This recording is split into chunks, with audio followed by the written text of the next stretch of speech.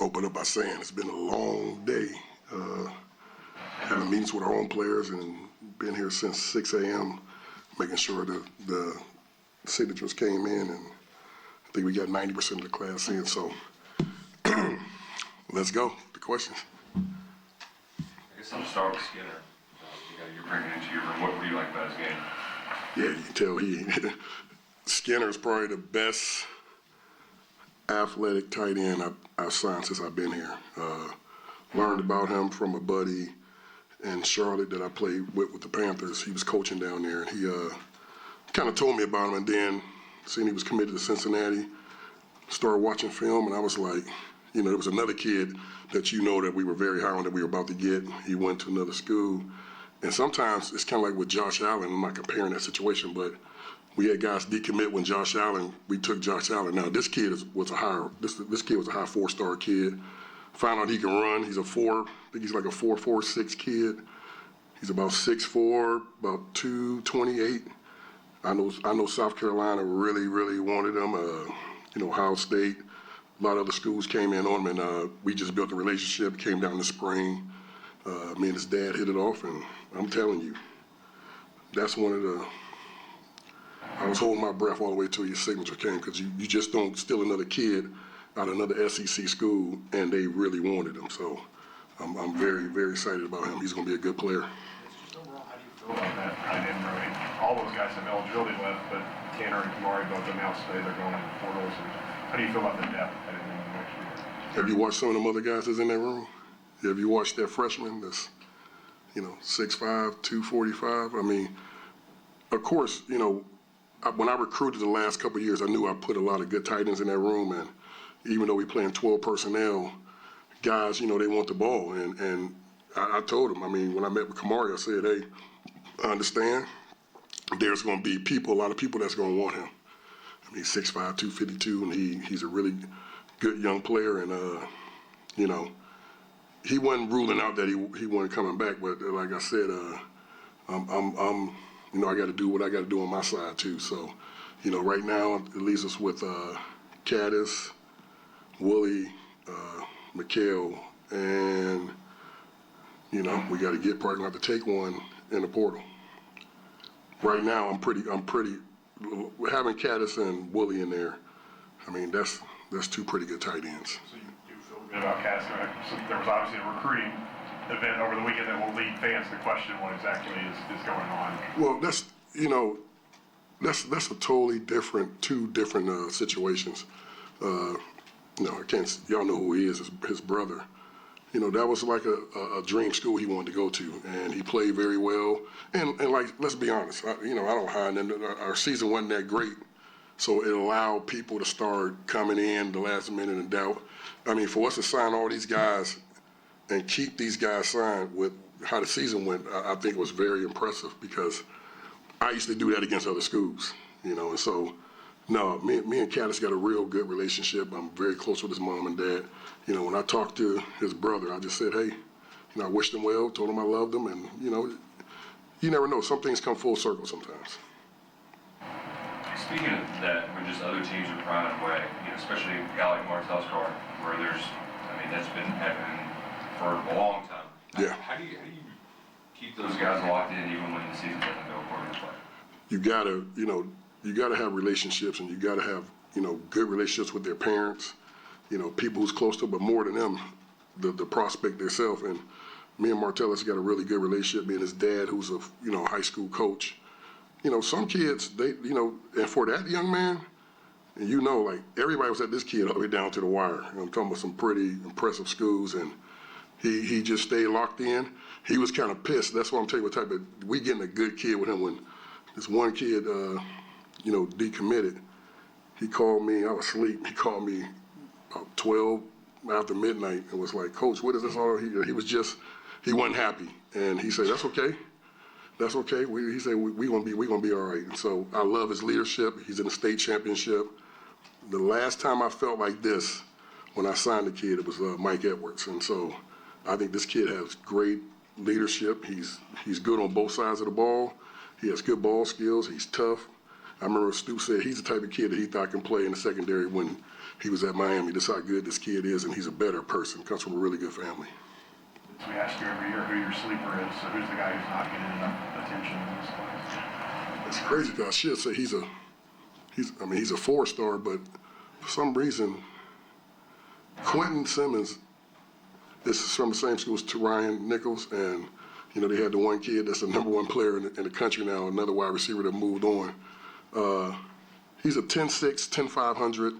If you look at him his junior year, I think he had 9 kickoff returns for touchdowns. So he kind of reminds me of Barryon. He's going to be a really good kick returner here, and he is fast, and he comes from a very good program. I will say, keep an eye on him. I think with his return ability, he can really, with his return ability, he can make an impact as a freshman, like Barryon did. I'm not saying that's yet to be told because this kid is pretty. He can go. He's a good kick returner. So I'll say him.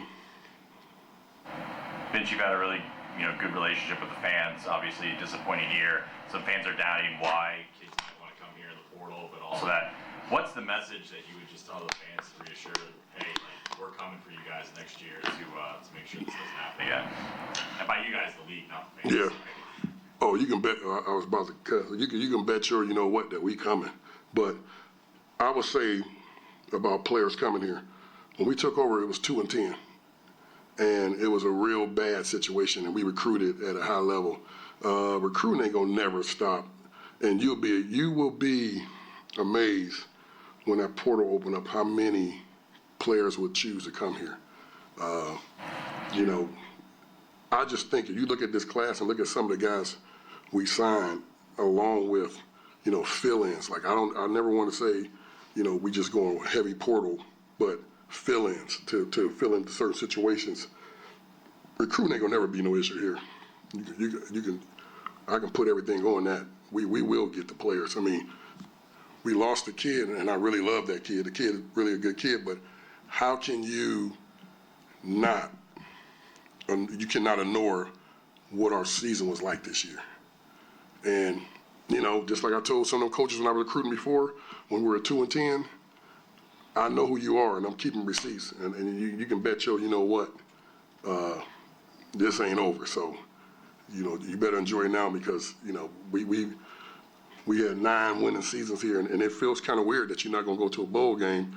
I was telling my family, I said I could finally probably celebrate Christmas, relaxing because we was packing on Christmas Day, packing the day after Christmas. So this would be a nice little enjoyment of Christmas, but I don't plan on being at home on Christmas the next couple of years. This whole team won't, and the staff. So, looking forward to what we're about to do with this roster. How does Quisenberry translate to the SEC at that size? Like, how does that work? I almost bust out over there when you said something about all of a sudden we took him. Let me tell you about Quisenberry. Everybody compared people to Wandale. It was like this guy won. This is the closest kid to Wandale Robinson that I ever seen. And what really told us, it kind of gave us the signature to say, okay, this kid can do it. They went to Ohio, and at that time, St. Ed's was the number 3 or 4 team in the country. And that's up in my neck of the woods. And when they beat them, I was shocked. I mean, Hattie's gonna get mad at me. I was shocked, though. I was like, what? Because you remember Douglas just went the year before that and played a team less caliber. When I seen that, I went to Stoops and said, they beat St. Ed's. And he was like, what? And what he did, the reporter up there told me, who I trust very much, he said he was the best football player on the field. And he said them coaches was like, how is this kid getting out of the state of Kentucky?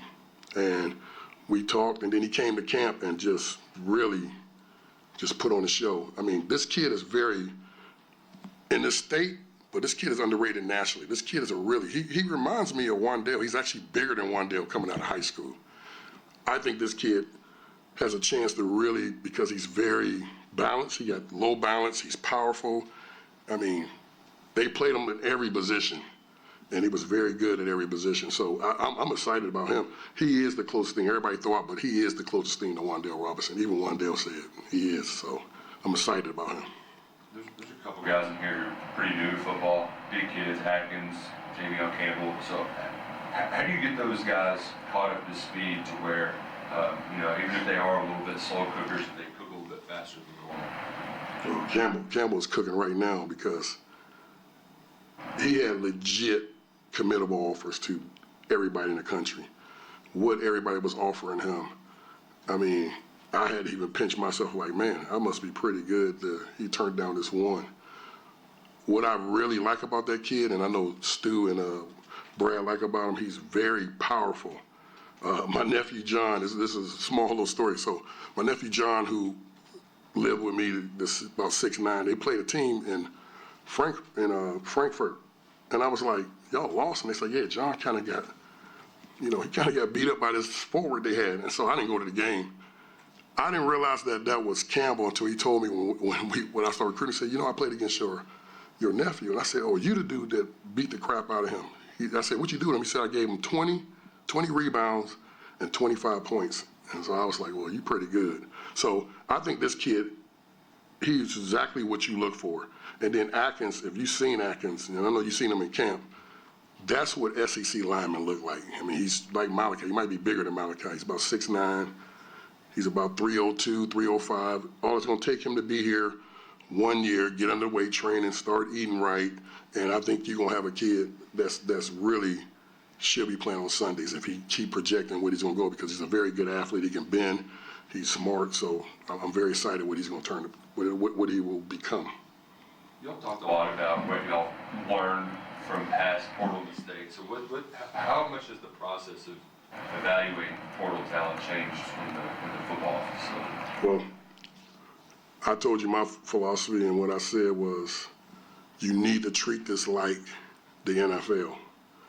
When I'm dealing with all the NFL guys, they come in, they send their scouts, then they send their player personnel people. Then when it's time to get drafted, they do kind of background checks on guys, because if you're going to spend money on guys, you need to know what you're getting.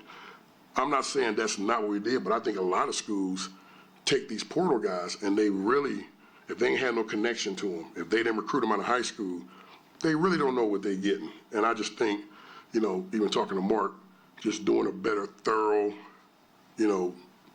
background, digging into their background of who they are. This is, whether we want to say it or not, this is like pro ball. So you better start treating it like pro ball. When these guys are making money and these guys are getting, they making more than some coaches. So you better do your homework and see who you're bringing in your building, and see who they were at the other school, and go back to their high school. Hell, when I got drafted, they went all the way back to my middle school. The Raiders did. I remember my gym teacher had told me that the scout came to the middle school to ask what type of person I was. I mean, we talking middle school. So I just think you got to do some homework, and I'm not saying like we didn't know who we were getting, but you got to know who these guys are that you're bringing into your culture. That's what you got to do. Or it can turn out, because you look at all these schools that go the other way. Florida State, they bought in a lot of guys, and I'm not speaking for them, but they bought in guys. They were good the year before. They bring in some guys, and then, it just happens. You got to do your homework. How is that familiarity? Because, obviously, with Wandale, that worked out really well. You had that connection before. Some other guys you brought in that you recruited out of high school, bigger schools, haven't panned out as much. How do you balance, knowing a guy and still knowing whether or not he can be what you need? Well, like you said, Wandale, and then even Will, there was a connection. Liam knew Will. Liam knew, up in that area. I mean, you just talk about the impact guys, like some of the guys we brought in. They have, guys that were being recruited by some of our guys on our staff. So they did a home visit. They knew when they was in that home what the structure was. I think if you haven't done that, you really have to find some kind of way to know who these guys are. Because, I mean, I look at it like this. They may play well somewhere, or they may have been, a backup somewhere. They got good film, but do you really know who you're dealing with? So that is challenging, because you only got so much time, but you at least got to do some kind of research to know who these guys are. And that's what we are doing right now. Do you feel that this season, attacking the portal, you guys are in probably the best situation you've been in terms of money, structure? It's not a huge secret. It feels like we were a little late to the coming all the way in, but it seems like you guys have a really good foundation with the 15 club and everything now.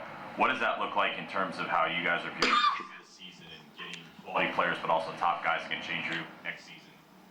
Yeah, I think I know our support is where it should be now. Not that it wasn't like that in the past. You know, you just got to learn. You got to just keep learning how this thing was going to go. But I'm very confident from Dr. Capilouto to Dr. Monday to Mitch, Mark Hill, everybody that's involved. The support is where we need to be now, and we're ready to go and tack it. I will say this, though. It's like, because it's there, you don't just, you know, use a phrase like Willy Wonka in the chocolate factory. There's a lot of chocolate out there. You don't just keep going getting a whole bunch of chocolate. Know what's there for you. Know this is what you need to fill in on certain rosters, because we still got to build our roster from high school up. So you got guys that we took in the 22 class, 23 class that are still there. Now these are guys that we need to fill in, and I really believe we got the support to go do it. Not I believe, I know we do. Excuse me. A couple more. Anyone else? Vince, what do you think of the cornerbacks in this class? I know you have a relationship with Brendan for a long time. All I know is this. I mean, Stoops talked about Stone, and I think Stone's a really good quarterback. But Brendan, from where I'm from up in that area, Gahanna ain't been to the finals and all that in D1 football. And when he was a freshman, he took him to the first round. Then he took him to the second round. Then they lost the third round. This year was his probably worst team. But when you watch him, I say this all the time, he reminds me of Thad Prescott a little bit, his release, how he is. He's a very smart kid. He's a coach's son. And I know this, Liam watched him. The hardest thing when you bring a quarterback to camp and then you see the OC, both OCs watched him, they say, wow, this kid is pretty good. So I think we got two really good young arms, young guys. You got to have them. And, you know, when it comes in, you know, these guys will have an opportunity because both of them coming in January, I believe. So they're going through spring ball, and I think it's going to be good for both of them. Vince, just having the offensive coordinator locked in, and you're going into the portal right now, how much is that going to help you and the rest of the staff? That's a great question, man. A lot of times we've been going in. He's a smart dude, right? He likes some of the smartest stuff, man. But I'm going to say this. A lot of times you be going in blinded because, you know, we didn't have a coordinator. Going in and also having the same system this time says a lot. And, you know, I think Bush's system, when you really look at it and you look at it on film, you're going to, you know, for what we're trying to target and get, I think it's going to be a good selling point. And you got to have continuity. I mean, you guys been covering this. This will be the second year going in with the offense for 2 years, and I think that's going to be a plus. It really is. All right, folks. Thank you very much. Thank you, guys.